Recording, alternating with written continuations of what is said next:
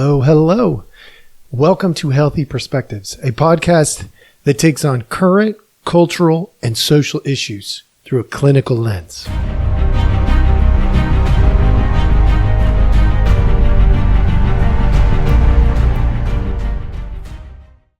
Hello, hello. All right, welcome back. Thank you so much for joining us. As always, we appreciate your time. Today's tip of the day is chew your cereal more quietly.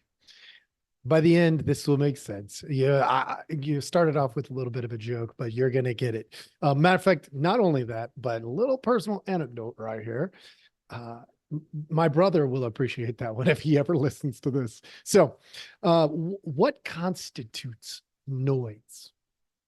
Today is probably going to, for some of you, blow your mind. Why? Because we're going to talk about noise, but this rabbit hole is going to take us many places. What, in fact, constitutes noise? Why is something noise to one person, music to another? Why is it that one language can be spoken in one place and make all the sense in the world, but then you go somewhere else, it's a different language, and it just sounds like noise? You might think it has to do with your understanding. I'm going to go all psychological on you here. Now I want to take a look at this from a different lens. Does noise have meaning? And the truth is, yes, noise has meaning.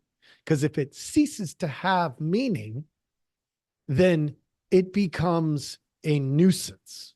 So noise is only effective when it has purpose. So I'll give you an example. A tractor. Tractors can be loud, right? A tractor is noise until you understand the tractor's purpose. And then you would be like, wow, it's productive. It's useful. It's no longer a nuisance once you understand its purpose. When you don't understand something's purpose, it's a lot easier to be annoyed by it or frustrated, irritated, all that kind of stuff. So if that's the case, and that's the case I'm going to make for you today, then noise is about morality. Whoa, I just jumped the Grand Flippin' Canyon, didn't I? I sure did. I did. And I'm going to take you on my little journey. All right. Let's start with something really simple. I say, hey, how's it going? Now, if you speak English and you understand me, you'd be like, oh, that's a question. That question has a purpose. It's to draw a connection between you and me. So I say, oh, I'm fine. How are you?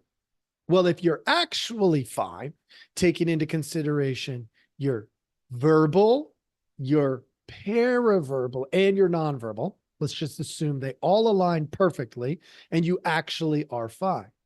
Then you tossing it back is a way of saying, more or less, I hear you trying to connect to me and I try to connect to you back. Now, all of a sudden, we have an opportunity for a relationship. If it doesn't go like that, it could mean a bazillion other things. So at the very basic level, noise is about connection, which is why I would propose it's about morality. Because if you have something that you believe in and you're trying to connect with me, then we are going to create a shared connection around that belief, whether it's I disagree or I agree. There's still the concept of uniqueness within this model, but the connection becomes the real integral part. So let's expand it from there a little bit. Let's contrast quiet time and noise. Okay. Quiet time, if everybody is taking a nap, say like in kindergarten, I loved nap time. I don't even know why that stopped. We should all be taking naps. I'm all about productivity, but there's nothing like a good nap, right? When we contrast during a time where things are supposed to be quiet, if I drop a pen and you hear it, all of a sudden you're like, that's noise. Where's that noise coming from? Because that noise doesn't fit the purpose. Y'all tracking? I hope you are. Let's turn the volume up much, much louder. If you're in a meeting and one person is talking, you expect to hear one person talking. But if all of a sudden you start to hear these murmurs going around the room, in the clinical world, we would call that burstiness. All of a sudden, something that speaker said has created this opportunity for others to participate and integrate themselves into the experience. Some people think of burstiness and they're like, oh, just be quiet. Don't participate. We don't want you to do that. Just listen, ask questions later. I am not, well, there's certain circumstances where that's probably better because it can become a major distraction to the agenda. But in creativity, burstiness is extremely valuable.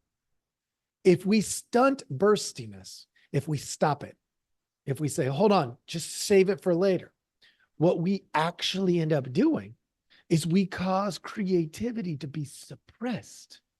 So if you get a bunch of comedians around, I would expect a whole bunch of burstiness. I really would, because they're going to one up the funny from each other. That's part of the burstiness process. So we like it there. But when you turn the volume up even higher, and it's just an entire crowd of people making a bunch of noise, where is the productivity in that? If you, I'll paint it for you this way. You ever been to a stadium? Whether that's a sport facility or maybe an auditorium where you watch a play or a musician, and every once in a while, if you're really in tune with noise and understand its role to create purpose or to fill the void that is the purpose, what we end up with is sometime during the event, we see these unifying crescendos of noise, of like, and it's super exciting and wonderful. And that can happen at a play, at an opera. It can happen at a sporting event. It can happen on the sideline of the dog sled race in Alaska, where there's just this crescendo. Well, it becomes what we would call white noise, where all the sound comes together in one nonsensical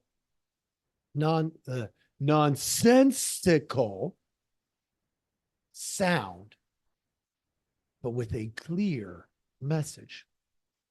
Whew, this is getting a lot, folks. All right.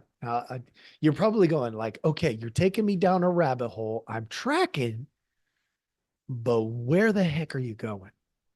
Here's where I'm going to go with this.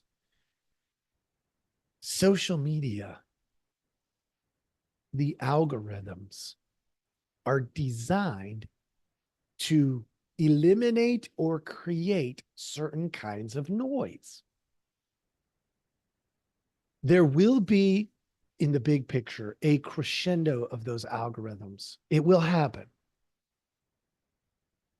And what we will see is people, you, me, others, who strategically step back and hear the noise for what it is.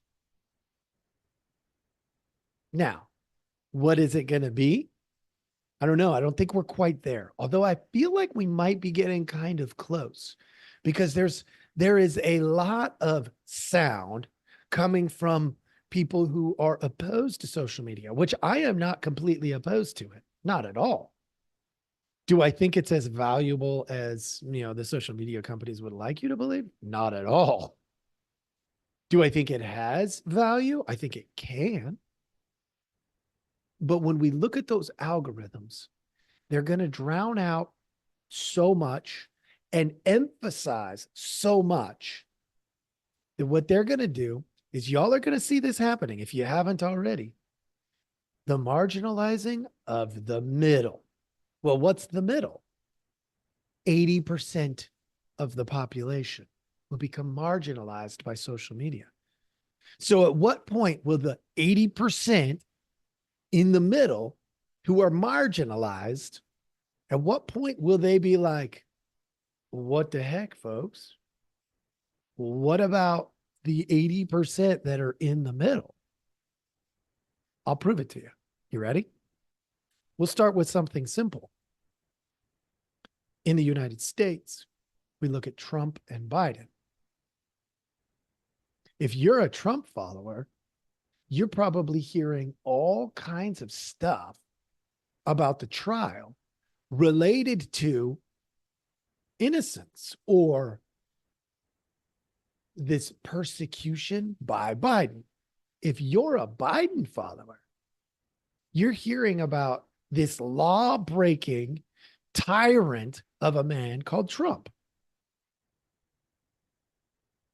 Those, though they can be contrasted to each other, which is what the algorithms are going to do. Why? Because that's what they do. They create the contrast that you want to see. Why? Because if they do that well, you click more. And let's be real. The truth is in that 80% in the middle. The extremes are what you're hearing. All right. Another example, more proof for you. Israel, Gaza. Is it true that Israel was attacked by Hamas? And Hamas came through the Palestinian run, Iran. Absolutely. That's true. Is it easy to negate that on one side if you are eliminating certain noises, certain purposes and intentions? Yes, it's absolutely easy to say, well, Israel has been suppressing and oppressing those people, and Palestine is the victim here. And you could easily make that case if you suppress the right information, noise. So you got to think purpose, intention. How about climate or environmental protection? What's the opposite, folks? Ruthlessness, carelessness. You are either all in for the environment or you're careless, reckless, and you're the enemy. But it's not like that in reality. The truth is, both of these noises, purposes matter. So when you think of these algorithms that they're putting on you, I highly recommend you look at alternative views, because if you don't, you only got one piece of the purpose, the intention, which means you become a gullible ninny. That's what they would say in Elf. Not the gullible part, but the ninny part.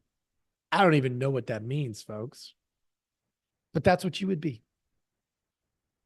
You'd be a gullible person. And you shouldn't want that on purpose. So, circling back to my tip of the day, chew cereal more quietly. Why? Because when you're in an intimate environment where there's only two people, loud chewing is obnoxious. The only time you can get away with chewing loud is when you're in a cafeteria, large meal type setting. Why? Because at that point, the sound is drowned out by the purpose, which is it's time to eat. If you're in a small, intimate environment, that gets lost in it's time to relate. See the difference? When we look small, I'll paint one more thing for you before I let you go here today. If you look at, say, a relationship, and let's say you're living with your in-laws. Been down that path before. I'm lucky I have good in-laws. If you're living with your in-laws, some of the noise, the purpose and the intention of the environment is different. And so a couple could either get along better in that environment or worse in that environment, depending on the noise and how well it drowns out or adds into the relationship. If it drowns out the relationship and the relationship is garbage, then it would probably enhance the relationship. But if it drowns out the relationship and the relationship is good, then the noise becomes an annoyance. You see how you can flip it like that?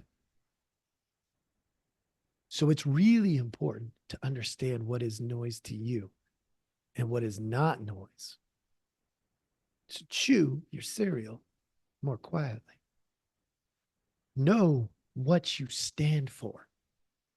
And the noises will all begin to sound like music. They really will. The stronger and the firmer you are in your foundation, I guarantee you, try it. Spend some time doing some identity soul searching and see. I dare you. I double dog dare you. Do that and see if those noises become less annoying, because I guarantee they will. You'll see the purpose behind them. You'll be more mindful of yourself and the people around you. It will all make more sense when you make more sense. Whew, man, I went down a hole for you today. I'm doing that because there's a lot of noise in 2024. A lot of noise. The economy sucks. The economy is great. The politics sucks. The politics are great. The war is going to turn into a World War III. Maybe World War III is already happening. There is no war. Look, there's so much noise. Listen to the crescendo. You're going to learn some new things as the things crescendo. You're going to learn things about others if you know who you are. If you don't, you're going to miss it. You'll feel it, but it won't make sense. I hope this was helpful. I know this was a little more philosophical and psychological and sociological and cultural. Like I a little more philosophical than usual, but I hope you're catching what I'm throwing. And I hope this helps. Thank you so much for joining us. Please like, subscribe, do all those things, share with friends. It all helps us. I appreciate you very much. We'll see you next time.